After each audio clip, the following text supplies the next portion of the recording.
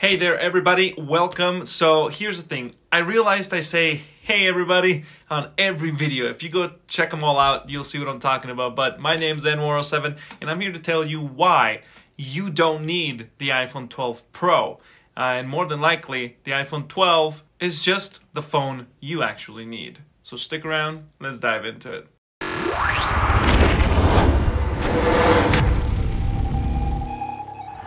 I have a small short test that I'm gonna throw at you and see if you actually need the iPhone 12 Pro. Besides, I want the better night pictures and the better pictures. If that's worth $300-400 for you, then go at it, Jimmy. It's your wallet. But if you're on the edge and can't decide, then follow this test and you'll be able to easily tell if you need the iPhone 12 Pro or not. So first off, do you know what AR is? And do you know the difference between AR and VR, virtual reality and augmented reality? If you don't know what the short version of that even stands for, then definitely the Pro is not for you. Honestly, the LiDAR sensor, yes, it takes amazing night photos and it's gonna help, you know, the phone focus down in low light situations, but the LiDAR is definitely way beyond that. Like, Apple didn't grab a Mars to NASA technology and applied it to a phone just so you can, you know, autofocus much better.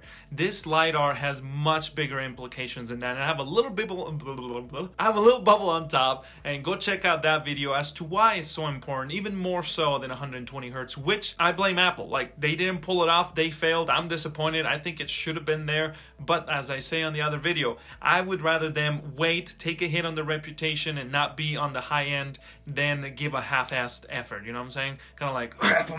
Next part of the test is, do you know the difference between 8-bit and 10-bit color? If you don't, and let me further dive into it because that's kind of a little too nerdy tech. And if you know, did you know that HDR actually has different levels of HDR? That it doesn't, just because your TV your $200-300 TV, which I'm not bashing, I'm just saying, for people that go, you know, praising their $200-300 TVs and making fun of the people that go and buy a $500,000 HDR TV or higher, like, you're just being ignorant and shooting yourself in the foot, because HDR does matter. There is a difference between HDR, like HDR10, Dolby Vision, and others.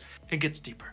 The plot thickens. There's different levels of it and quality of it. And then, of course, there is the brightness of your TV and the color accuracy on your TV. Like, it gets messy. So if you don't know more than half of whatever the heck I'm just talking about, and so henceforth, you don't need an iPhone 12 Pro. iPhone 12 and iPhone 12 mini pretty much click all the boxes that last year's iPhone 11 did not. So, like, I believe this year, more than last year even, last year definitely the iPhone 11 having an LCD non-OLED display was kind of a letdown, but then again, for the average consumer, it's kind of like, it doesn't matter. The longevity on LCD is definitely going to outpace any OLED out there. You're more than likely going to have to pay for your OLED replacement if you're going to keep your phone for more than, what, 3-4 years. Instead, on LCD, probably you're going to die before that thing runs out, or the phone compartments like the battery. By the way, if you want to talk more about this stuff in depth, don't forget to hit me up on social medias under N107, and come over to Twitch if you want to play some Siege ranked games.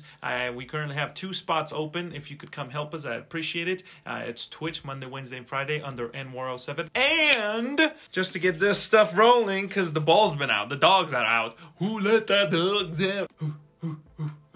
Streaming Live Academy is where I write the articles for these videos, so in case you don't want to spend 5-10 minutes watching them, you could read them in 5-10 minutes. Depends on your reading speed. And on that website also, you can sign up for our free content PDF for streamlingliveacademy.com, where we teach you all about content creation as a hobby and monetizing, just in case, you know, want some extra income out of your playtime. To wrap things up, the iPhone 12 Pro and the iPhone 12 Pro Max this year, more than ever, I think, have separated themselves to the point that it truly is a pro level phone. And by pro, yes, some people make fun of that what does a pro phone mean? It honestly means that. Like, all these tech nerds sitting out there saying, what the heck is this Pro thing? Yes, Apple does sometimes play around with it and extend it beyond the actual Pro. But for the most part, even specifically with this year's lineup of iPhones, I think it better fits than ever.